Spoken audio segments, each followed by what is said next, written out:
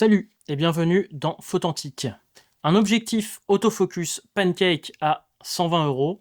Quand il est sorti, j'y croyais pas et pourtant, faire un objectif manuel, maintenant les Chinois arrivent à faire des prouesses pour des tarifs vraiment très bas, mais ajouter de l'électronique qui fonctionne à un tarif équivalent, j'y croyais pas vraiment et pourtant l'été dernier est apparu sur le marché cet objectif et je dois dire que j'ai craqué très rapidement. Il est petit, on considéré comme un objectif pancake, mais par contre c'est pas considéré comme un objectif dit bouchon, comme par exemple leur 18 et 24 mm, qui est beaucoup plus fin. C'est vrai qu'ils sont tout petits. Par contre, celui-là est ouvert à 1.8. Il y a beaucoup plus de lumière qui rentre, et donc il faut plus de verre, et il a tous les automatismes, alors que celui-là, il est entièrement manuel, et limité à f5.6, f6.3 d'ailleurs, donc c'est pas très lumineux. Il existe en plusieurs couleurs.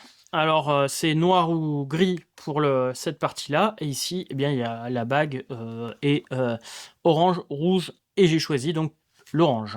Mais j'ai peut-être craqué un peu trop vite, parce que son look me plaisait, ses caractéristiques me plaisaient, mais impossible à trouver un test à l'époque, et je dois dire que j'en ai trouvé toujours très peu, quasiment aucun sur Sony. J'ai donc reçu l'année dernière, et en fait, j'ai regardé sur les specs parce que ça fonctionnait pas correctement. Il y a marqué compatibilité très partielle avec les boîtiers Nex. À l'époque, tout ce que j'avais, c'était des vieux boîtiers, Alpha 7 première génération et les Nex. Donc je me suis dit, bon, on va attendre d'avoir des boîtiers modernes pour voir si ça fonctionne mieux. Parce que à l'époque, impossible complètement de faire le focus à l'infini, et le focus faisait n'importe quoi.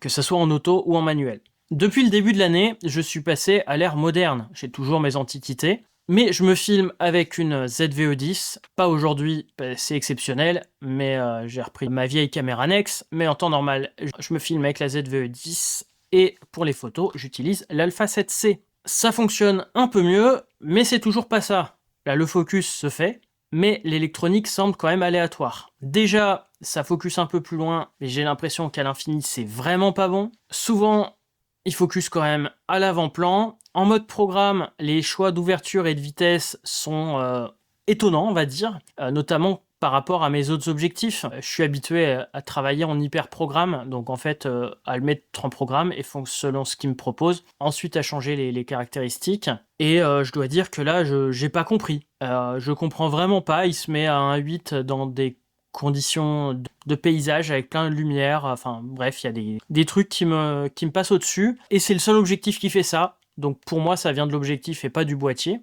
Alors je l'ai emmené en balade, en reportage. Et justement le reportage, pour moi, l'équivalent 35 mm, c'est vraiment ce qu'on trouve de mieux. Donc là c'est un 25 sur APS-C, donc je l'ai mis en mode crop. Et comme il se débrouille vraiment de près, en fait pour faire portrait en reportage, c'est vraiment sympa, même si je peux pas tout vous montrer. Alors un f1.8, c'est sûr que c'est un peu doux, mais après à 2.8 c'est très correct, avec un arrière-plan assez justement doux, agréable. Par contre en paysage, c'est vraiment pas ça. Je vous ai dit, il a du mal avec les sujets lointains, ça manque de détails, même à f8, à l'infini, c'est pas ça, quoi. Je l'ai beaucoup utilisé donc sur Alpha 7C en mode crop APS-C, même si j'ai fait quelques images en mode 24-36 pour le fun. Bon, comme on s'y attendrait, ça passe pas, mais on peut quand même s'amuser avec.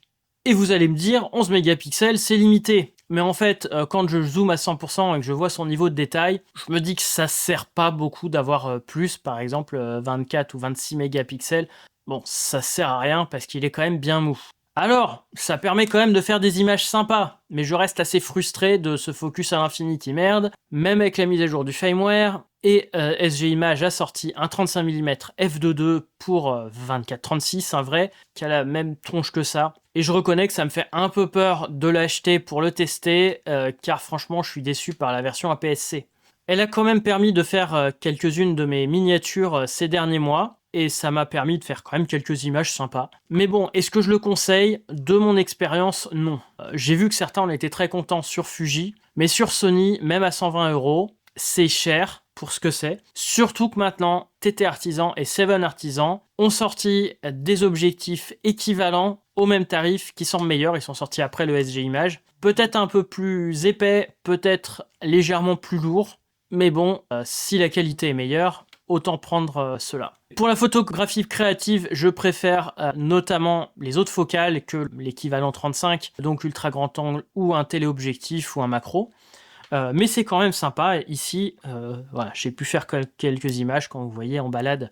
Vraiment sympa. J'ai aimé l'utiliser, mais je dois dire que c'est vraiment pas mon objectif favori, alors que sur 24-36, le Sony Zeiss, le 35 f2.8, alors on va dire que ça ouvre un tout petit peu moins en équivalent 24-36, mais finalement j'ai des résultats bien meilleurs sur celui-là. Peut-être un peu moins fun parce qu'il n'a pas de défauts, mais celui-là on va dire que c'est pas, je trouve pas un vrai caractère dans ses défauts, c'est plus un mauvais fonctionnement, et pour moi bah là c'est quand même un gros moins comparé à ce 35 de 8 qui fait pour moi des prouesses. Et sinon, eh ben, je préfère utiliser des objectifs manuels moins chers qui auront un meilleur résultat. Et si je veux utiliser en autofocus, c'est vrai que j'avais déjà le 35, mais bon, celui-là, j'étais attiré par son look. Et je dois dire que malheureusement, voilà, je suis quand même un peu déçu. Même s'il reste utilisable, je conseille de rester sur des marques comme TT Artisan, Seven Artisan,